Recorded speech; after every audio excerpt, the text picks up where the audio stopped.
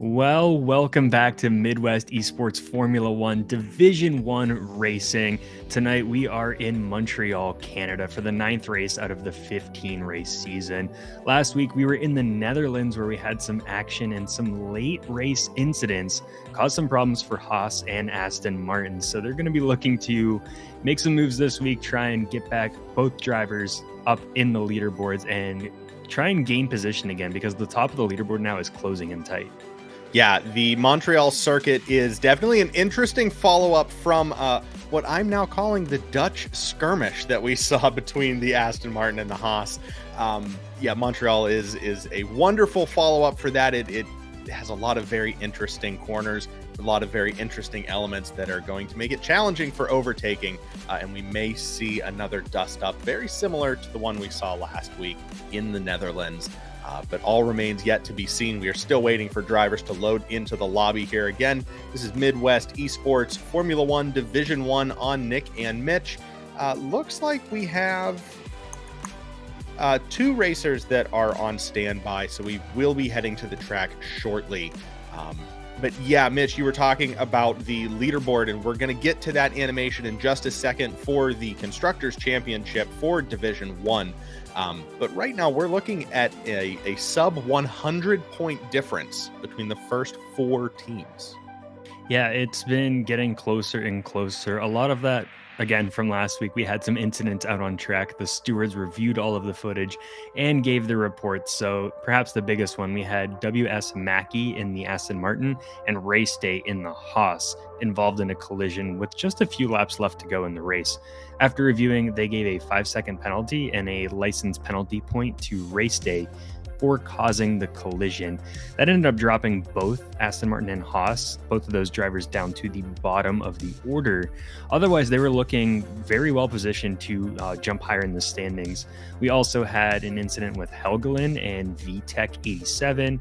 VTech received a 10-second time penalty for the race and 3 license penalty points for rejoining unsafely and causing a collision. And that was early on in the race. So those were two little incidents that happened that caused some big changes in the board.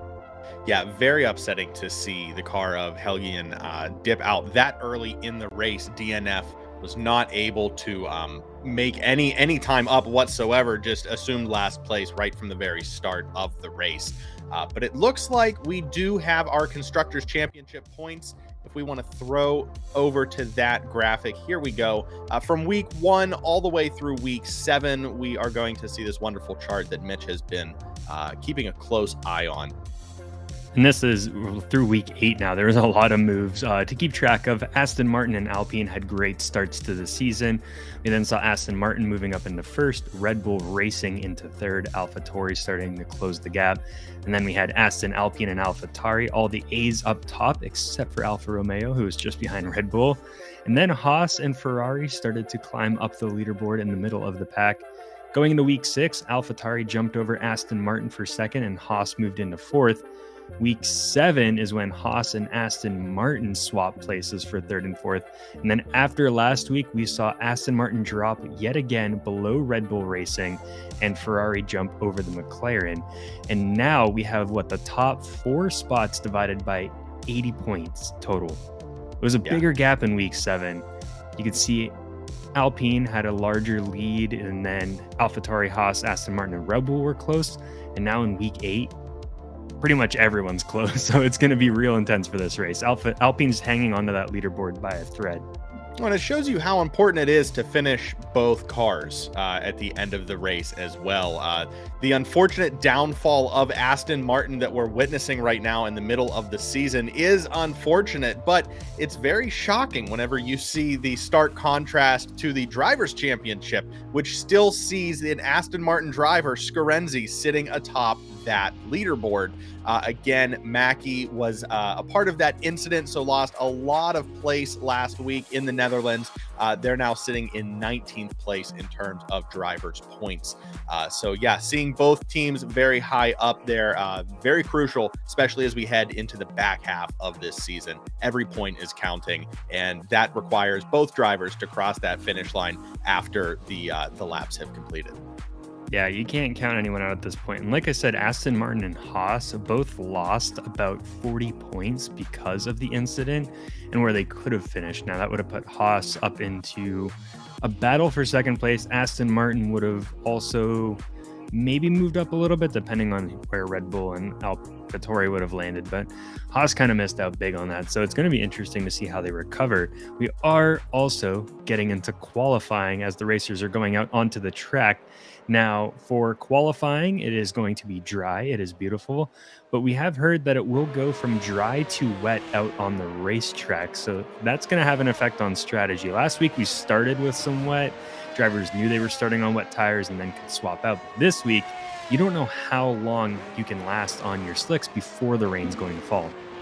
Right. Yeah. And it is going to play. I mean, we saw that play out in real life in the Netherlands last week in the real world F1 circuit, where drivers were struggling and trying to make up their minds. Is it time now? Can I squeeze one more lap on these softs before I'm going to lose complete traction, before this tarmac turns into a skating rink?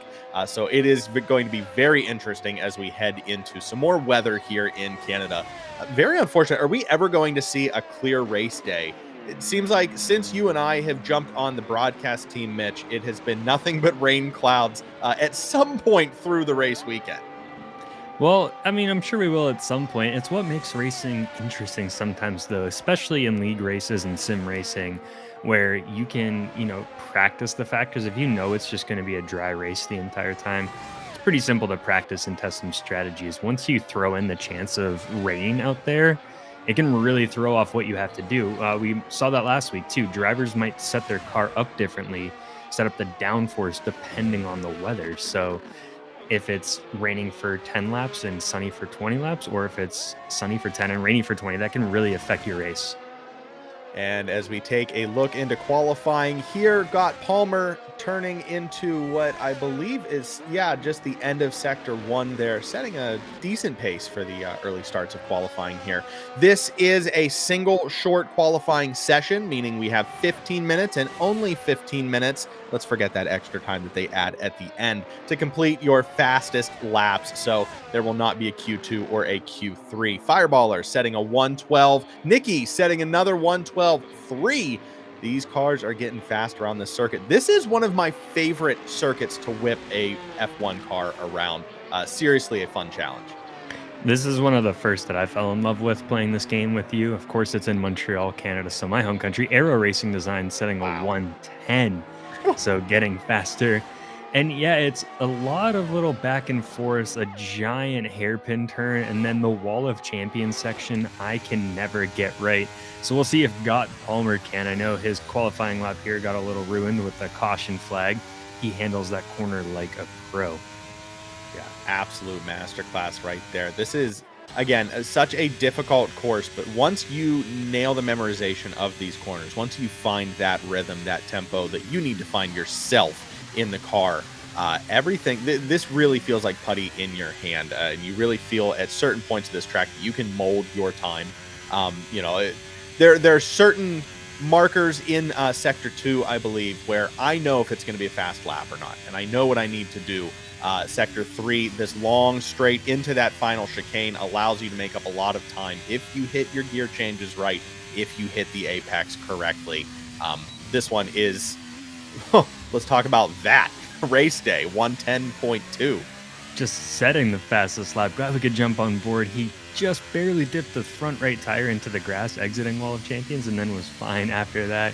So he's looking pretty good. He was involved in that incident, but he is 10th overall in the Drivers' Championship, and he's looking to improve.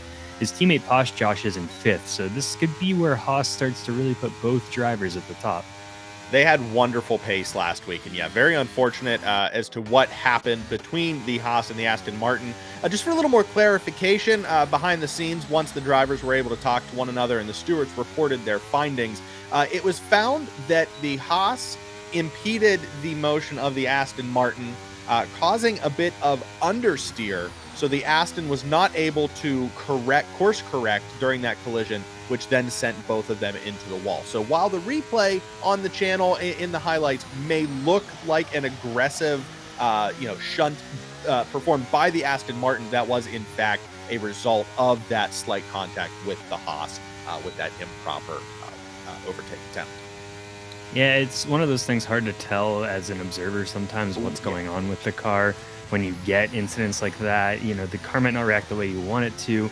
Scarenzi, however, Aston Martin going to see if he can take pole position. I think he's going to come up short. He comes up into 4th place. Well, we have 4 drivers under 1 minute, 11 seconds. Wow, that is still a good pace. These are all big names that we are used to seeing in the top 4, top 5. Callie Robb putting on a wonderful class last week.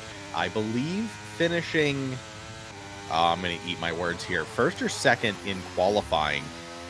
But 2nd in the race, it looks like. Yeah, and then 2nd in the race. Now, that was due to the technicality. That was due to some errant pit stops and some wonkiness that happened towards the end of the race there with the Aston and the Haas and all of those fights. Bit of a technical win there, but hey, a 2nd place finish is still a 2nd place finish, no matter which way you cut it.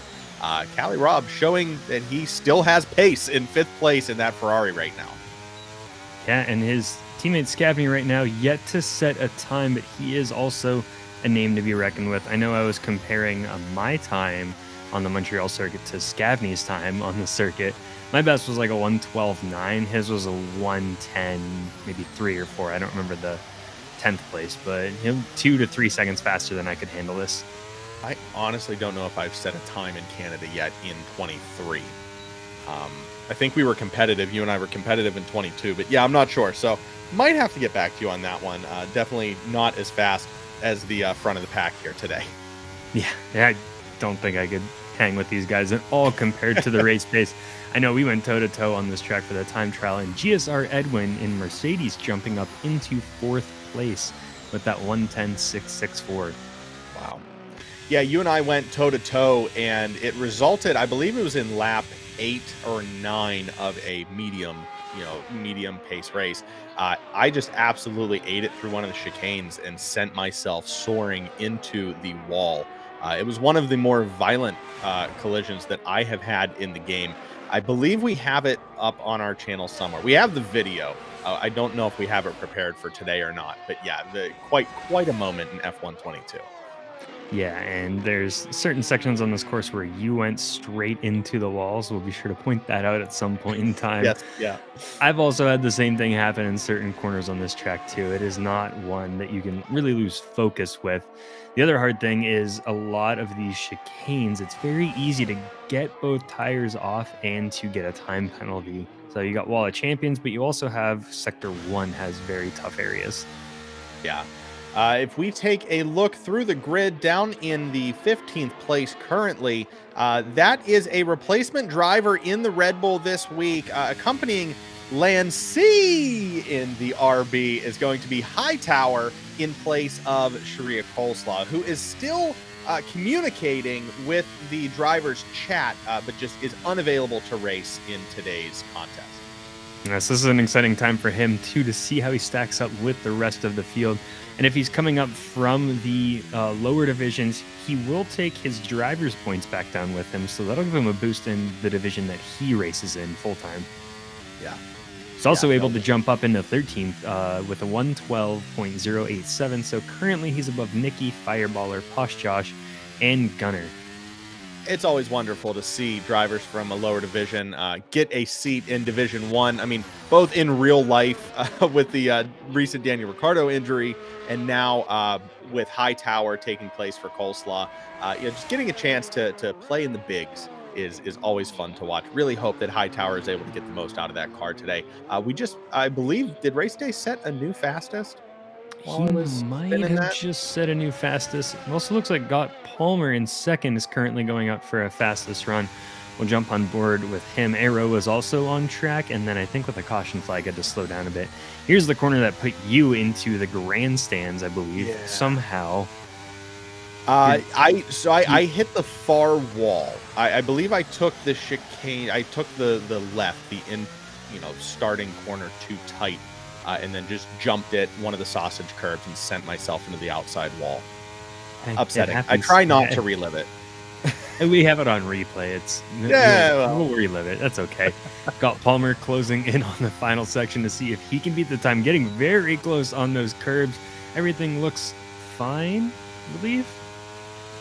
Yeah. But improves his time by 8/100ths of a second, which is not enough. He's currently sitting almost a tenth of a second behind race day.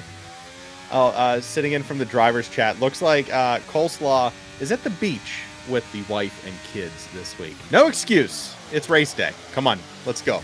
Bring the wheel. Stuck around at Zandvoort's beach after last week. Montreal also had some nice beaches, and it's sitting on the water right now, too. So, I mean, it might be a little hot, a little muggy in the middle of August. Yeah, you and I were just actually both in Montreal not too long ago. It was a year ago now. Wow, okay. It was a bit of time ago that you and Aero I were racing, by the way, while we watch him setting the fastest lap by a tenth of a second, too. These guys are battling. We ended up doing a 15-mile roller skating tour of the city. It's a beautiful city, my first time up in Quebec. We tried to roller skate. We tried to get the officials to let us on the circuit, Gilles Villeneuve, and they said absolutely not as they laughed in our face and said goodbye. So we just spent our time in the Olympic Village. That made up for it. Not this time. Scarenzi, however, jumping up into fourth place. Race day also going almost into the wall, but he might be able to take the time, and he does. A 109.679. This Haas is on fire. It was on fire last week in the Netherlands. We just hope that this is a cleaner race this week. The Haas does definitely deserve that podium. Race day has been putting on an absolute clinic in these past couple weeks. There's going to be some pressure on Scarenzi. It looks like he might be the only Aston Martin racing today. Haas has the pole position right now, and their other driver, Josh, in 16th place. But they would be looking to capitalize and kind of increase their gap on Aston Martin. But we know Scarenzi doesn't go out without a fight. He really battled last week and was able to take home the win. Yeah, even though Scarenzi may not start the race on the in pole or on the top of the grid, do not count Scarenzi out. This driver can really wheel and deal later on in the race. Once those tire strategies start to come into play, you're going to start to see this artist start to paint a masterpiece. You're going to see a lot of these drivers going into the pits for the final time, putting on the freshest tires, and then just trying to squeeze one more lap out at the very end. Do still have a few drivers out, though. Helgelin looking to jump up, but he's sitting at a 1:11.312. Looks like every driver right now, except for Josh and Gunnar, who hasn't set a time, are faster than I am on this track as of today when I was trying it out. We know we wouldn't be Division 1. Probably be Division 4, maybe. Little bit of a lockup there from the Haas, or the Ferrari.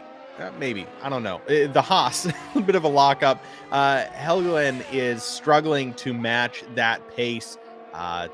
Going to be very surprised if they move up at all in the standings after this lap here. I also just looked up the lap. We just missed a 1:09.6 set by Race Day. Aero Racing and Race Day are trading blows up at the top here. It's anyone's guess as to who will finish. We have just over 3 minutes to go here in qualifying, and it is a race for pole position.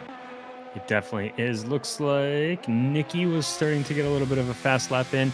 The fastest lap overall at Montreal in MidWest eSports Formula 1 in the race is a 1:10.255 by Scarenzi. So it is possible. That set? That I don't believe they have the years in which version of the game. That's fair. If this is going actually through all of the different divisions, I think it is.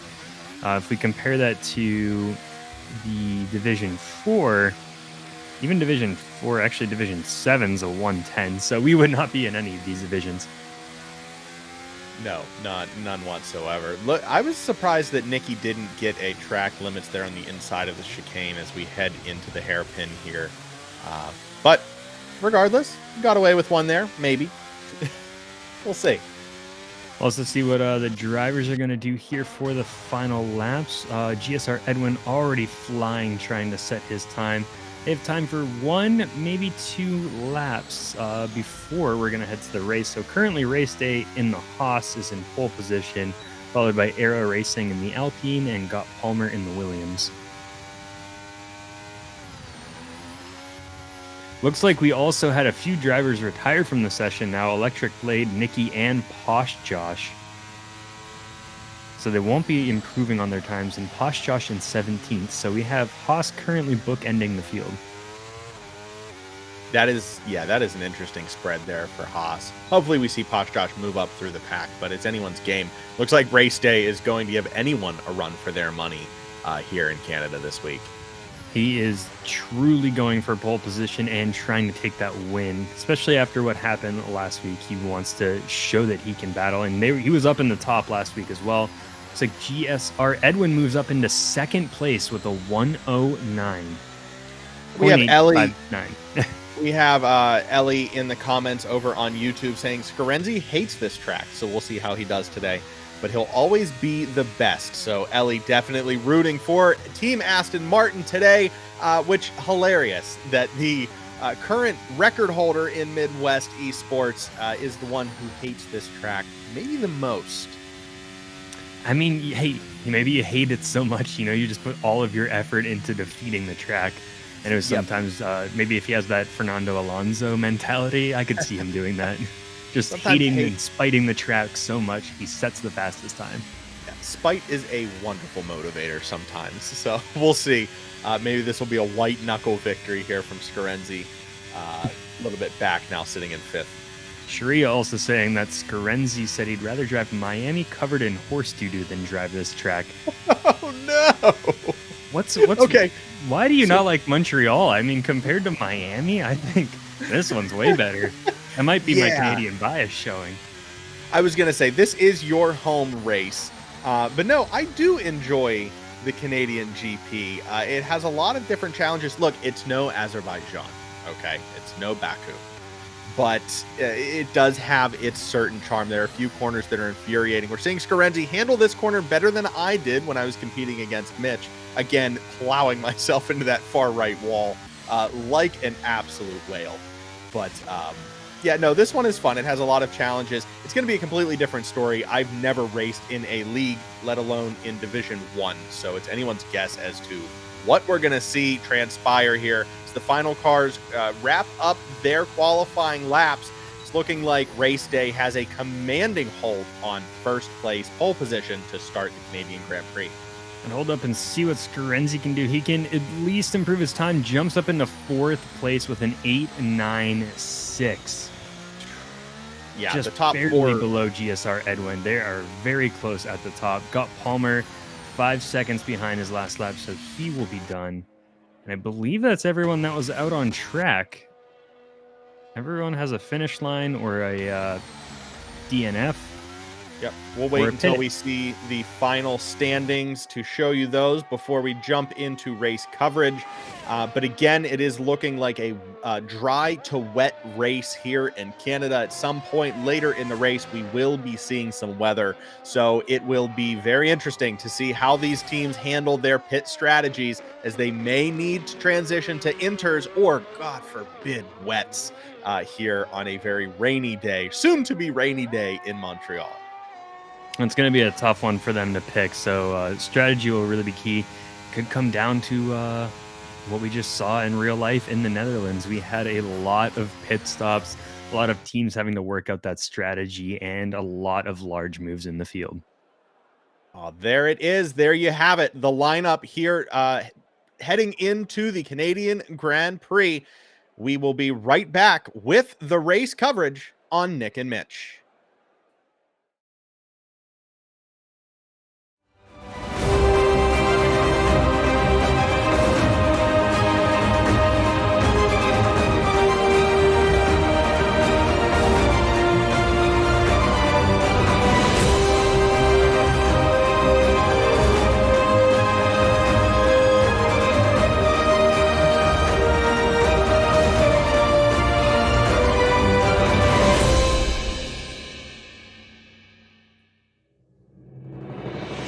Bonjour et hello from the Riverside Circuit of Gilles Villeneuve in historic Montreal, Quebec. Celebrating its 45th anniversary this year, this storied circuit promises to be yet another thrilling entry in the 2023 season. With only 6 races to go, the points race continues to heat up, but teams will need to keep their cool through this daunting road course. 14 corners, including the infamous Wall of Champions, leaves little to no room for a repeat of what I'm now calling the Dutch Skirmish. Live from the Canadian Grand Prix, this is Midwest eSports Formula One Division 1 on Nick and Mitch.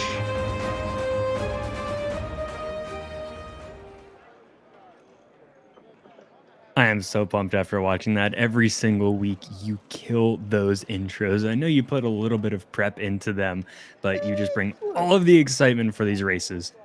Well, these races deserve it. These drivers deserve it. Midwest eSports deserves it. We are so happy to be here. It is the voice of none other than Nick and Mitch. Nailed it. Can't see you right now. That was not as rehearsed as the intro, the live intro read was, but we'll get there. We'll get there, I promise. We have a dry to wet race today, meaning these drivers are going to be struggling with potential issues with a wet surface later on in the race. So it's anyone's call as to which drivers are going to try and tough out those early stages of the weather and which ones are going to pit earlier for the insurance that when the track becomes wet, they are going to be the ones with grip. They are going to be the ones who may be moving through the pack while others are ice skating with a pair of slippers on. I also just got an update from our executive producer, my mother herself. You are supposed to pronounce the track Villeneuve, not Villanueva or whatever Spanish or other language you put place. Villeneuve. Villeneuve. Oh, I'm sorry. I missed the E. I'm very sorry, Mama Bell. I will make up for my sins at a later date and time. I have it phonetically spelled. That was the most nerve-wracking part of that entire intro was pronouncing the dang track name in French, and I absolutely botched it. Can you tell that I chose German for my high school language course instead of French? Well, you also did grow up in Pittsburgh, where we call it North Versailles instead of North Versailles. So not too surprised that the French words are a little difficult for someone with a Yinzer accent and speaking with a brick in their mouth. Well, you know, we do what we can. We're going to run down the pack, the grid names here, the drivers that you're going to be seeing in today's action, hopefully before lights go out in Canada. In the Alfa Romeos, we have Electric Blade and VTEC, Alpha Tauris, Fireballer and Gunner, Alpine, Nicky 6-4 and Aero Racing, and that's all I got because the lights are on. And there we go. We are underway racing Division 1 Formula 1 Midwest eSports here in Canada. It's race day into the first corner against Aero Racing. He's going to be able to hold it as Aero Racing takes the inside corner, but it's just not enough. Race day able to stay on that gas and make it through the first turns. And we have a mega caution already. VTEC and the Alpha dropping out of the race. I don't know if it was from a collision or something else, but already out. We have a caution and a virtual safety car after just a few corners here. Well, we will still be treated to some very exciting action. These first corners here in Montreal are rather tight. Corner one is, you know, an average corner, but then we have a very big swooping horseshoe curve that is known as the Senna curve in turn 2, down into a chicane in 3, 4, and then 5 through 7 is just downright speed. So we will still have some bunching up. We're still going to have some racing moments here. But so again, unfortunate, we saw it with Helgelian last week in the Netherlands, and now VTEC again. Very unfortunate to see the Alpha out before we even completed one lap. Well, this was always one of our problems when we race each other. Getting through the start with AI out there was tough. However, we did have racers make some big moves at the very beginning with Electric Blade and the other Alfa Romeo moving up into 5th, going up 3 positions. Houdini and the McLaren going up into 8th, another 3-position jump. And then Gunner and Posh Josh near the bottom of the pack, jumping 2 positions. So some drivers getting some good starts. Well, talking about a good start, we are under green once again, and now Race Day and Aero are finally able to go head-to-head as we approach Sector 2. Aero Racing able to get the better of Race Day here in the first stints of this circuit. Wow, that was such an impressive head-to-head. They were double wide through the first 5 or 6 corners there. Just unheard of.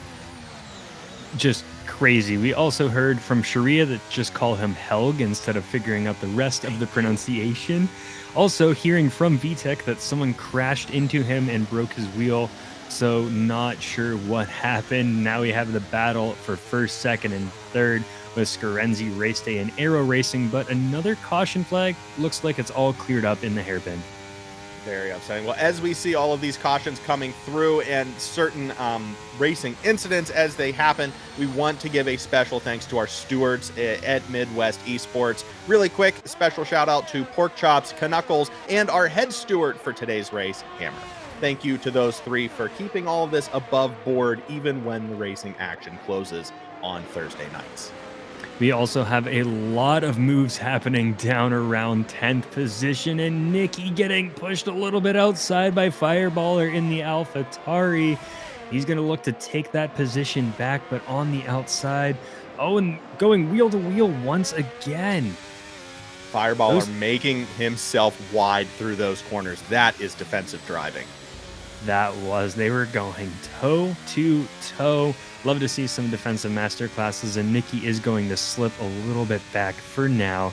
Maybe collect his thoughts and then try again. But we have Posh Josh in the Haas pushing right behind him to see if he can make a move going towards the hairpin.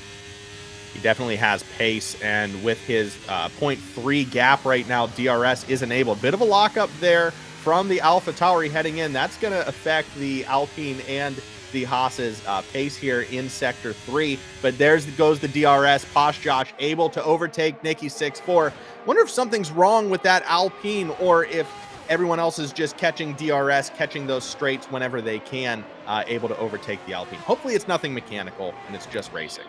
The DRS is a pretty big advantage on this course. We do have 3 DRS sectors too, which is a big increase over last week. I believe Zandvoort only has 1. And we also started in the wet, so we didn't have it for a while. That's very true. We saw a ton of fastest laps go through, as that was one of the first laps that we've actually been able to set some pace here.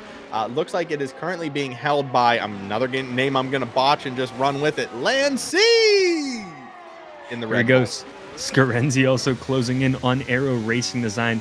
This top of the pack is just absolutely battling. Race Day now in 4th place, but he's not that far behind either. And GSR Edwin holding strong in 3rd. Another big lockup into the hairpin. You can see how hard these drivers are pushing into that straight. No one wants to wait and take that hairpin as they should. Hopefully, brake degradation is not a factor here as we get later in today's race, because these drivers are cooking through them as we speak. And now here will be a good test to see what is going on with the setups of the cars. Scarenzi just flew past Aero Racing with the DRS. If Aero's able to catch up to him in other DRS zones, then they should be good. But if the Aston continues to break away, that might mean something for Scarenzi in the setup. But again, that could change once we start to see rain come down. Yeah, for someone who doesn't like this course, it really makes you wonder, doesn't it? I think, is he pulling a bit of a Max Verstappen saying my tires are shot and then goes and sets the fastest lap 3 more times? Oh, we have some adult comments coming in from Coleslaw at the beach. We need you to put down that Mai Tai and pick up a water there, sir. Getting a little spicy there with some love for Scarenzi. You got more drivers just loving Scarenzi and watching him race. Seems like he's been in the league for a while too. Maybe one of those legends. Maybe he's been here longer than Fernando. I mean, how can you not love watching Scarenzi? It's very hard to, treat all of the rest of the pack as equals whenever you have, we're going to say it again for like the 15th time, a masterclass driver here, just laying it down, showing you how it's done. I mean, pulling up from 4th, 5th after qualifying to 1st within the first 6 laps. And under that, 3 of those were in caution. So really, 3 laps, Scarenzi was able to just climb that ladder rather effortlessly up to the top.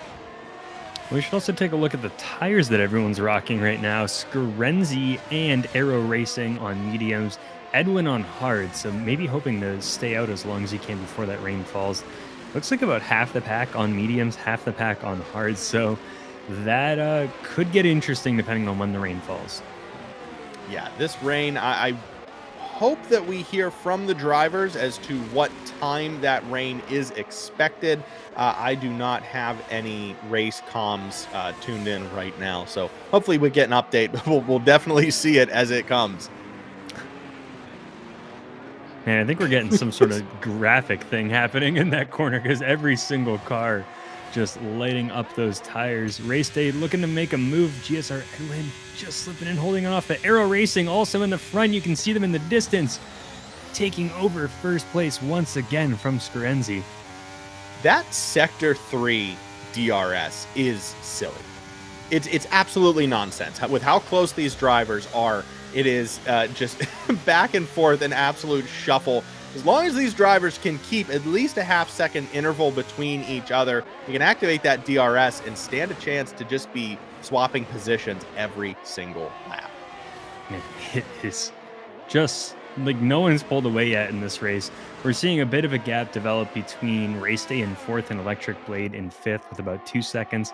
And then you've got more drivers close, and then Helg is about 2.5 seconds back from Scavney. Yeah, and if you are new to Midwest eSports Racing, if you're new to tonight's live stream, thank you for joining us on Nick and Mitch, but also understanding that these cars are not performing as separate constructor vehicles. They are all under equal performance. So it really comes down to the fine-tuning of the aero packages and the race setup that the driver selects for themselves. All of these cars, if you hit 100% on the throttle, they are all going to go at the same speed. How they handle is up to that driver, and that's what's making the difference here.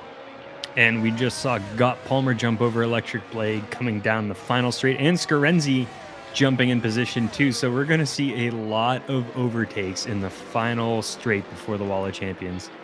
Red Bull Lancey getting a 3-second time penalty there for multiple warnings as we see that black and white flag being prompted there for the 11th place driver. We're going to start to see that pop up. As I mentioned, a lot of these chicanes can be tricky to keep your car completely in the lines. Yeah, much like me drawing with crayons in grade 4, staying in the lines, not my specialty. Let's be honest, it isn't something that you've really gained the skill over all these years. Grade 4. You just didn't have to color after grade 4. Grade 4, that was like 4 days ago. Yeah. Oh, Race Day's trying to sneak on the inside of GSR Edwin, and I think he might. Doesn't quite hold. Oh man, they are close. They are wheel to wheel. Are they both going to have DRS too? They are. Hold everything, cross everything. We're going double wide into the chicane, folks. Ooh. Oh. Race Day playing it a bit smart and backing off to try and nail the final turn. Don't want to get too aggressive, especially on that one, having just such a very short chicane. You don't want to mess that one up, or you're going to be done for the race. It's going to wait to try and make a move in one of the, I'd say, slightly larger corners. Yeah, seeing Race Day come to the inside corner there into the chicane, bit reminiscent of what we saw last week in the Netherlands. So very happy he decided to take the smart approach to that chicane and continue racing here down the straight. Again, he's gonna get DRS right here, and he's gonna be able to push Edwin. So this race will continue. We'll be following this throughout the day. This is far from over.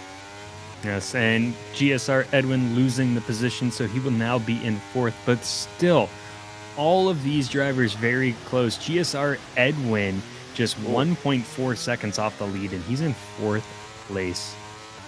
A bit of a weird snap there in the hairpin. Impressive that last lap to see Edwin and Race Day going head-to-head into that hairpin. Something that I don't think I've ever seen even the AI's attempt in the game. That hairpin is brutal by yourself on a time trial, let alone with another full car taking up part of your track space. Here we go once again. Scarenzi and Aero Racing trading spots before the finish line and looking to trade spots after the finish line. Scarenzi going to come out in front, and Race Day taking advantage of the battle and also jumping over Aero Racing. So now we have Aston Martin in 1st and Haas in 2nd. That was an impressive line by Race Day, again with DRS into that straight, able to overtake Aero while he was fighting with Scarenzi there. You saw a little bit of back and forth. Aero was able to take it in the middle of the chicane, but Scarenzi had the preferred line and made his presence known. Yeah, it's tough sometimes. Like I said, you get caught up in a battle, then the drivers behind you start to see where they can take an opportunity to jump over the two people battling. You just got to wait for a wide enough corner. Scarenzi handling that hairpin very well. See if he can pull away. Probably not quite from race day, but don't know if there's enough room for him to catch up with the DRS. Scarenzi's starting to get further and further ahead. We're hearing from the stands. Sounds like there may have been a track limits on Scarenzi there during that overtake of Aero Racing, that little bout at the start of lap 10. May be under review later on, may just be a racing. Well, that one was a track limits for sure. They didn't get him now. They're going to get him on that one. Lap 11, just taking it a bit too close. I will say sometimes when spectating a race, oh man, like that. Ooh, yep. Glitches happen. Cars may look like they've gone off track when they actually haven't. So we could see after the race, they could always review the streams. Sometimes the cars will slide around left and right, especially with us just observing the race. Yep, that's racing, baby. I got a little scared there. We're also hearing from Alex27 saying his D3 race wasn't very long. I believe also my team owner for my endurance racing. So hello, welcome. Hope you didn't hear me talk about how bad of a driver I normally am in Formula One, at least. He was lying. It was all lies. It was just for the stream. This is all a bit. It's a bit. Here we go. GSR, Edwin, and Aero Racing battling. Aero's going to slip in behind for right now. Might try to make it. Looked like he was going to try and make another pass there. That was getting a little close, and he wobbles a little bit coming out of the grass. Valentin also saying that you have to take that final little corner pixel perfect to cut that final chicane, and sometimes it lets you, sometimes it can't. When I was running the time trial earlier today, I'd say half the time I was getting a track violation on that final corner. But you do have to go for it. It's very tricky to set a fastest time without really nailing that final corner. This was one of the first tracks that I actually studied and memorized. You know, I realized I believe it was this and Imola were my first two. But this one, particularly as a road race, as a road course. We have a spin by Helg. I just saw the caution flag and a little orange dot on the mini map. He's going to try and get it straightened out. Ooh. Getting close, both AlphaTauris were coming around the corner, so that could have been scary for them. I believe everything else is A-okay for right now, and they're going to clear it up, get the green flags out, so Helg going to drop just a few spots for now. Yeah, more important than ever this race than others, following last week's incident with VTEC re-entering and receiving 3 license penalty points for an improper re-entry. Helg able to keep it clean there and avoid some collisions with some of the other teams there. Happy to see Helg is still in the race and not a DNF. That could have been scary as that car was sideways on the track. Well, as Sharia saying, Helg had flashbacks with the car coming. He was the one who got the unsafe re-entry last week. Glad that he was able to hold it in this one. Sharia also saying that Lancey must have damage, but he is staying out there in the Red Bull, so not enough for him to consider pitting right now. No, none whatsoever.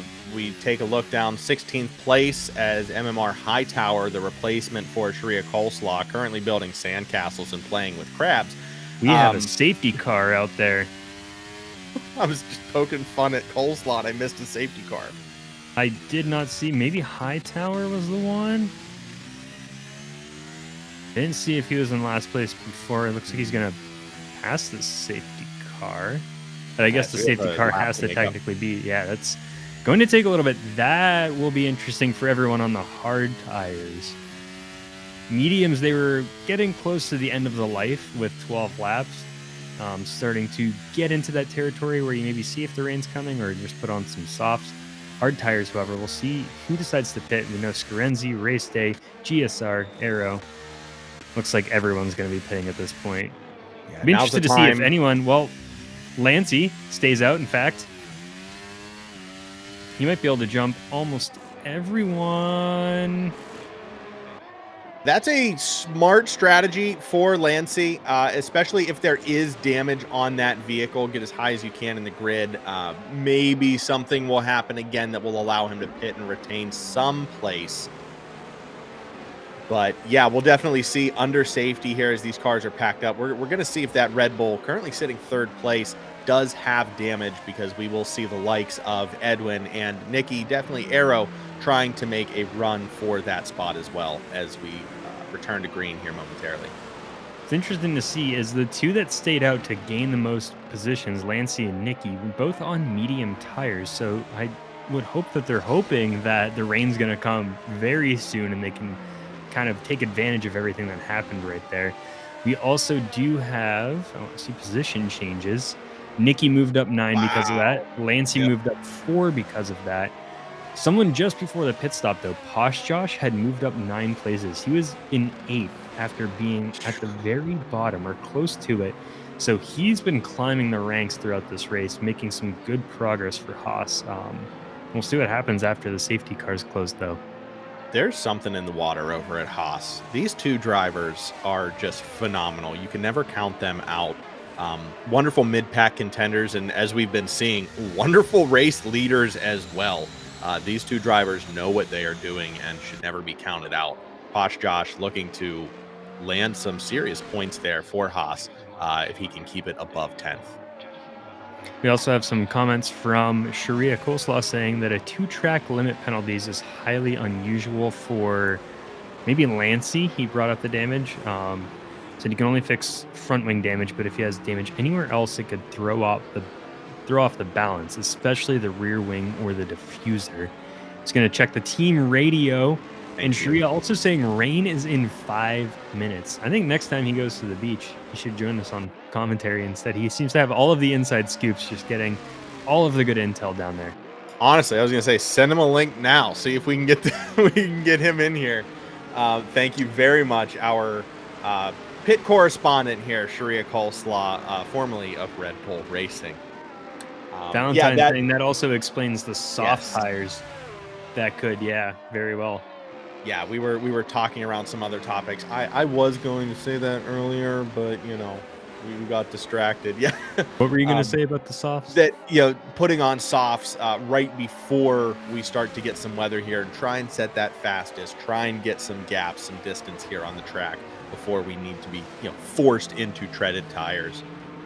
Yeah, exactly. I mean, yeah, it's starting to get cloudy, starting to get a little dark. Safety car is going to go in too, so people will be looking for this fastest lap. Scarenzi holds the record for Division 1 for fastest lap in a race. So the track starts to cool down. Don't know if he could set it, but he has a good shot at getting the fastest overall with just a few laps before the rain. However, Race Day and Lancey right behind him will have DRS, so they also have a chance. As we see these front two drivers warming up these tires as much as they can before they hit this green flag. Here we go.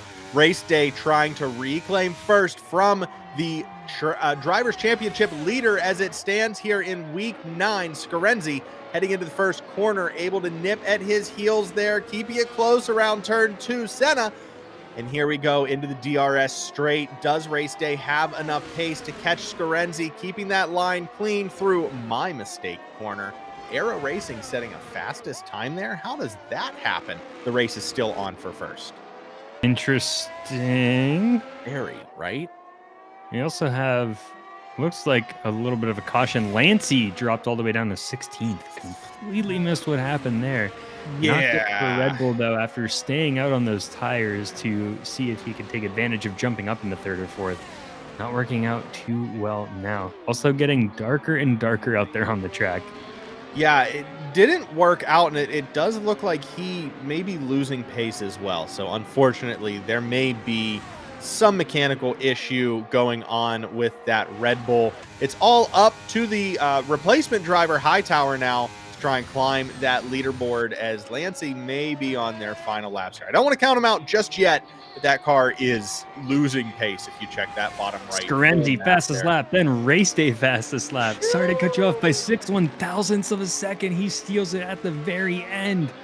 And the rain's coming down too, so that might be it. These two are absolutely phenomenal. Look at the gap they're putting on everyone. This is where it is going to get squirrely. We are seeing rain falling in Montreal. These two obviously locked into a head-to-head race right now.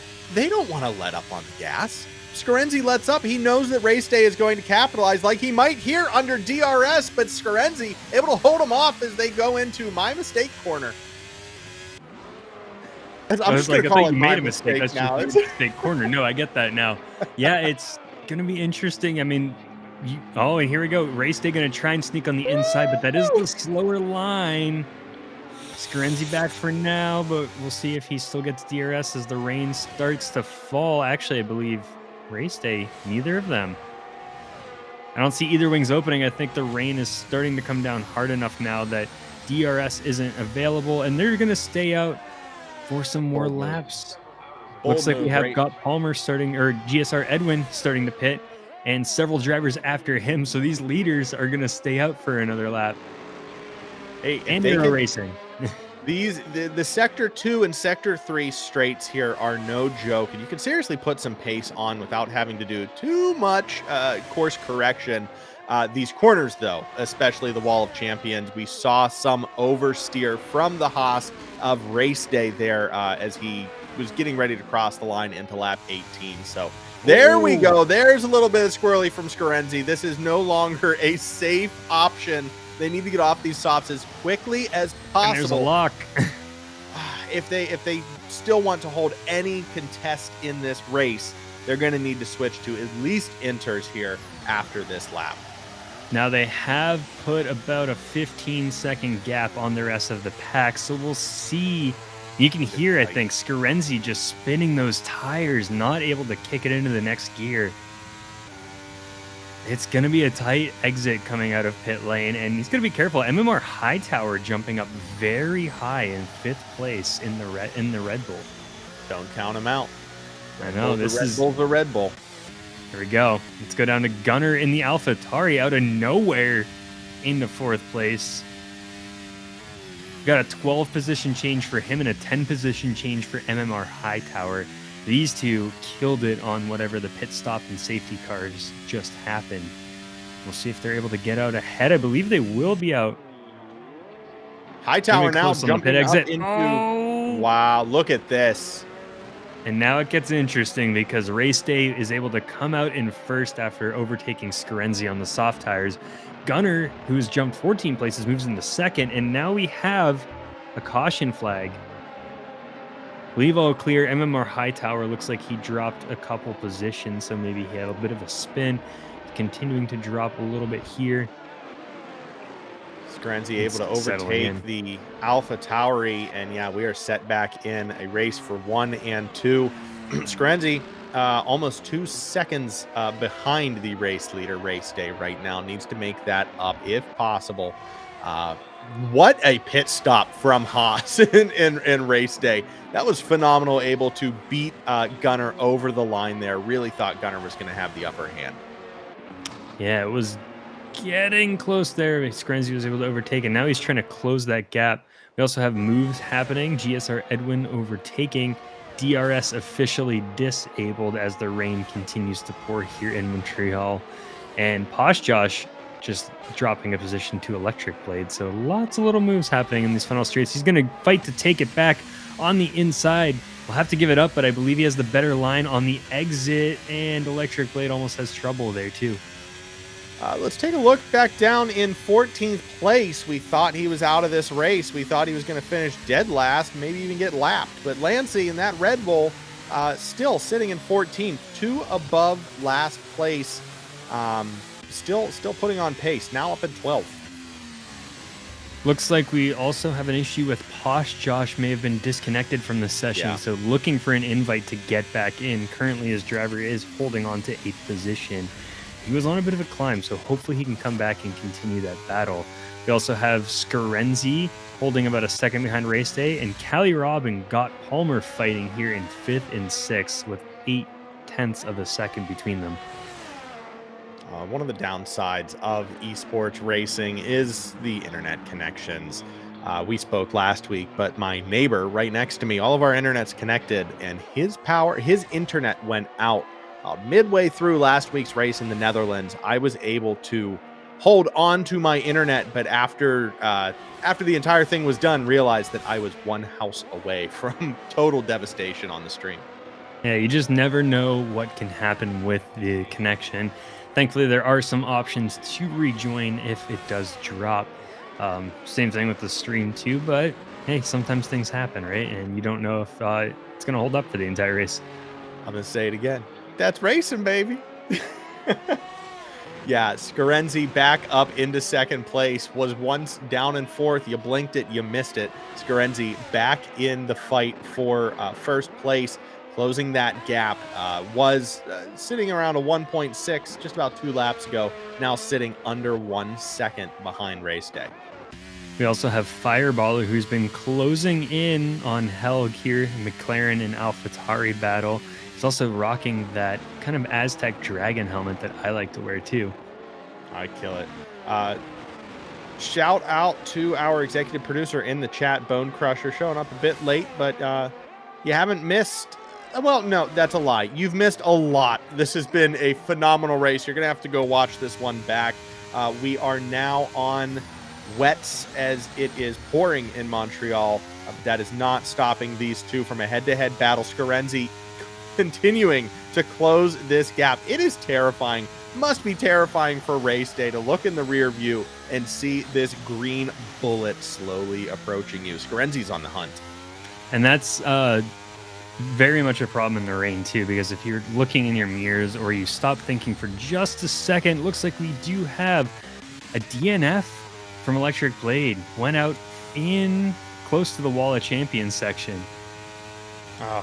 Oh, you hate to see it. That's and unfortunate. And both Alfa Romeos are now out of the race with DNFs. VTEC early on and Electric Blade here in lap 22. Hightower also having some issues out of the hairpin.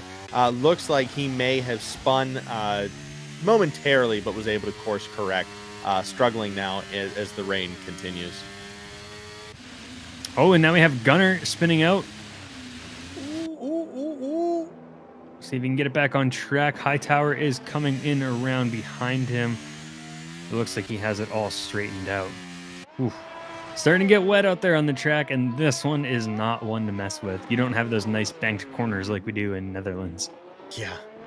Yeah, Valentine saying Scarenzi putting on the true Alonso pressure. I mean, seriously, like that's what this is. It's just, I am hunting now. I am coming for you. That's terrifying. I just heard interviews in the F1 weekend wrap up from last weekend too of Alonso when we had the red flag for the rain delay talking with his team and saying, should I go for it? I want to go for it for the win. And they were saying you probably shouldn't with the conditions. And then he talked him into it, letting him try. And he did. And you could hear him kind of talk through corners he felt comfortable in and how and where he wanted to try and overtake Max. But then giving out the compliments that saying Max is at 100% of the season. And it's just not a racer you can beat right now.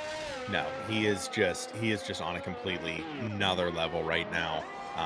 Anyone who finishes the first 2 or 3 races of the season and says, yeah, if this continues, if I just keep winning everything, I may quit and retire from F1 and do something different. Like, what a statement, right? You reach the pinnacle of motorsports and you go, might look for something more enjoyable. He is on another season. We are witnessing potentially the greatest real life season of Formula One in a driver's history, both past and present and future. We also have Sharia asking if Scarenzi has some sick jorts like Alonso. I would hope so. I'm thinking Sharia is starting to sound more like a Danny Ricciardo. He has all of the comebacks and all of the quips with all of the drivers here. So even when he's not racing, he's still getting the scoop and causing some drama. I'm here with it. Look, if he doesn't have a pair of jorts, give me his address and he will before the next race.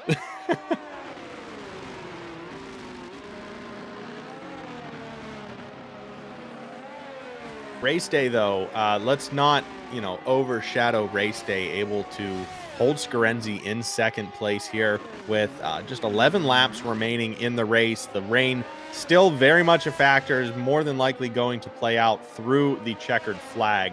But race day, keeping it clean, keeping it sharp, and is able to keep Scarenzi at bay for now. I don't want to count him out just yet.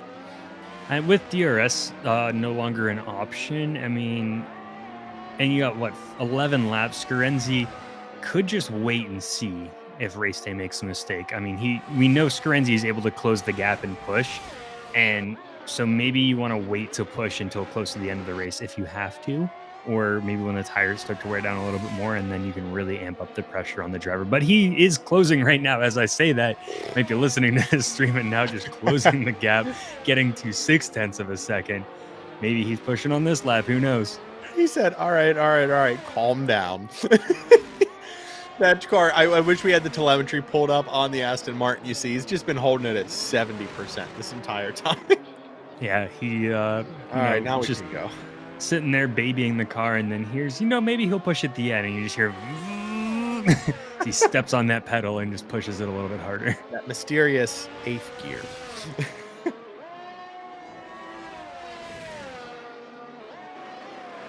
Also interesting, I saw someone say that Vegas doesn't really get rain, so interesting to see how Scarenzi does.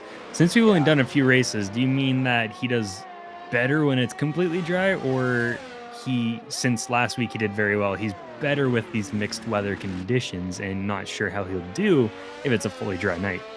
That's a good question. Let us know down in the chat. We do know there are some racers in real life who really love the rain, and that's something that they try to teach racers too, is that if you can learn to love the rain and appreciate the rain, that'll set you ahead of a lot of drivers, because they tend to hate it. They tend to worry about making mistakes. And if you fully embrace it, then you're just in a really good mindset for that race. Yeah. As we check in now with the Williams of Gott Palmer, 0.3 seconds, 0.4 behind Callie Robb's Ferrari. So we had a bit of squabble there heading out of the Wall of Champions. Not able to use any of that DRS. That was an unfortunate little wobble there. What is going on in the chat right now?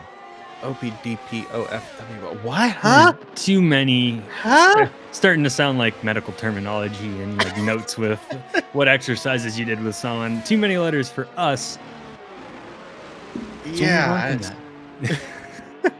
Let's look at position changes. Those we can understand. Please. Green is good, red is bad, up is high, down is low. It's pretty simple, right? I can understand this. Yeah. The biggest winner so far today in the position changes, we do have Posh Josh in the Haas going from 17th to 7. That's going to be some huge team points for Haas. We also have Nikki in the Alpine moving up 6 positions. So both Alpines, both Haas's set to do fairly well, although this is around the time we said that last race. Yep. With teams with drivers in good positions, and then chaos happened. Yeah, chaos is a great way of putting that. Electric Blade playing along, making sure that he is not the one that completely topples this house of cards of the lobby and is not leaving, just spectating the race. Thank you very much. That is great form. Yes, we had that issue in D4, I believe, where several people, I think, left the lobby and it crashed the race with just a few laps to go. We do have a caution flag out there, but it looks like everything is A-okay. Might have been Scavney in the Ferrari red, or was it Helg? Might have been Helg because he just was overtaken. Yeah. I am still transfixed by, still transfixed by this Jort conversation. Are we talking like actual manufactured jorts, or are we talking about the true jort, which is a cut-off pair of jeans that you did yourself with a pocket knife before you went tubing down the river? There are two different forms of jorts that we're talking about, and I do need chat to clarify what we are talking about, because there's definitely a right and wrong here. Sorry, I'm going to return us to racing action now. Just super sidetracked for a second. Hey, I don't know, sometimes the comments are just as fun, right? Fireballer, how about him? Coming close to Lancy, battling in 10th and 9th position. Scarenzi starting to slip back a little bit, about a 1.5 to 1.7 second gap on race day. Not sure if there's been some sliding going around. Do still have 7 laps to go, so there's time for him to catch up. Hearing from Electric Blade in Alfa Romeo saying that hates this track. The track limits are ridiculous, and we can see 5 drivers currently have game assigned penalties. I believe most of them for track limits. Yeah, I mean, this one is slippy already. You're adding in water. This is no surprise here. Very infuriating if you are one of the drivers going through something like this. Not unexpected and definitely not a show of their skill. This is a hard track, and this is the hardest that this track does get with it being this wet. Now, please pardon me. I'm still relatively new, and when it comes to wet tires, I do tend to get confused. The greens are wets, right? That is the deepest tread that we have. The blues are inters. Blue are the deepest wet. Okay. Thank you. As we see on high tower. So yeah, I wonder as these lap times are suffering a bit, as we see these gaps, improving or decreasing, are we going to see someone switching to a wet tire, or do you think you just manage for the last half of this race? Interesting to see. Again, it's hard to compare to gameplay in real life. I heard a lot of the drivers mention after last week they did not want to go to full wet tires because the inters were still a bit faster in the fully wet, like fully soaked condition. Inter was still faster, even though more dangerous. So no one wanted to pit and swap onto those blue tires. And then we saw drivers starting to spin out, which caused race control to pull out the red flag. So it's one of those, if no one wants to use the wet tires, I mean, what can they do? Right. Yeah, no, it's very true. It is their decision. And if this is working, why fix it?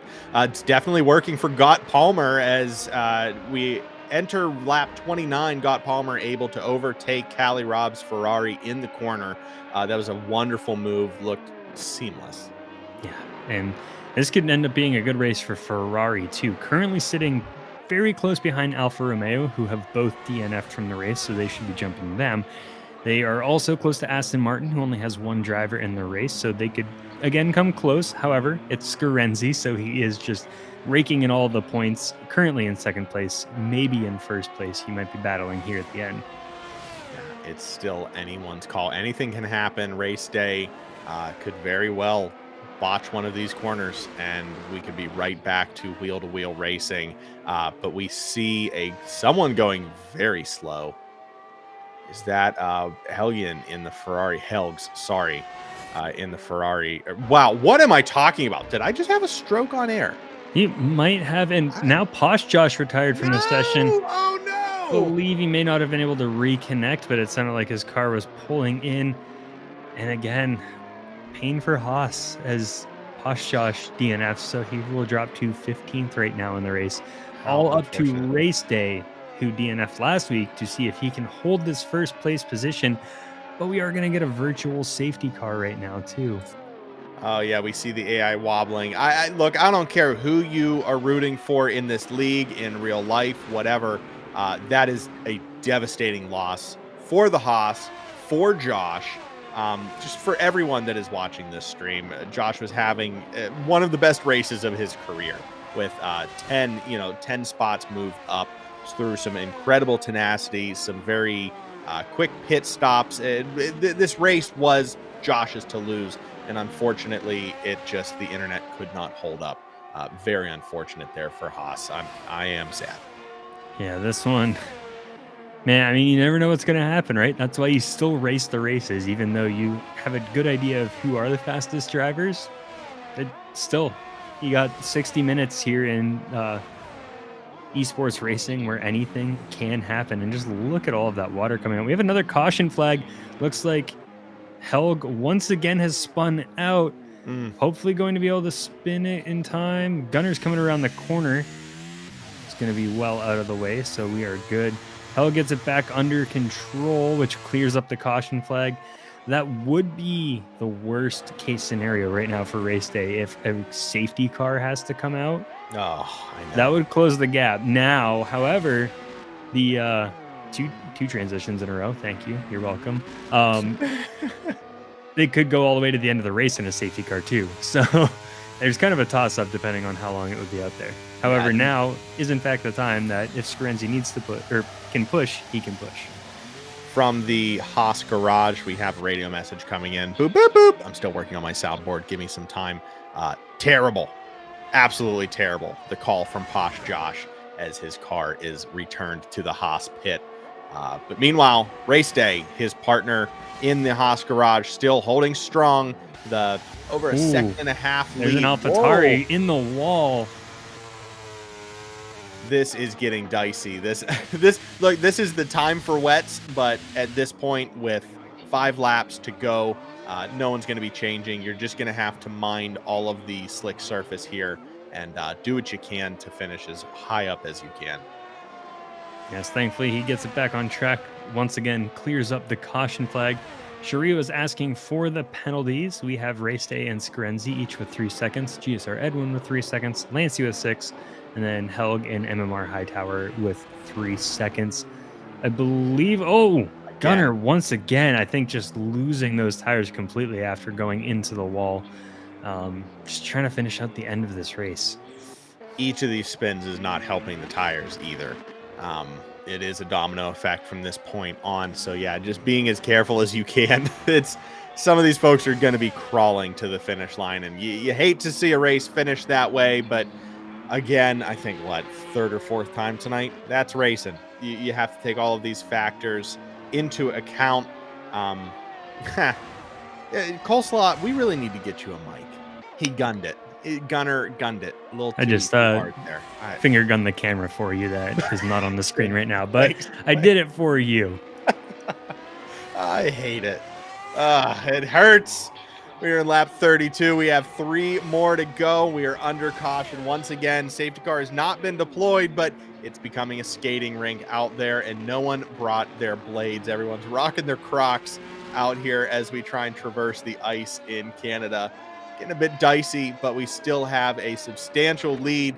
Race Day leading this from about the midway point before the rain took over. Scarenzi clawing at that first place spot, but with 2 laps remaining, it looks, I don't want to say highly unlikely, but, if we're reading tea leaves here.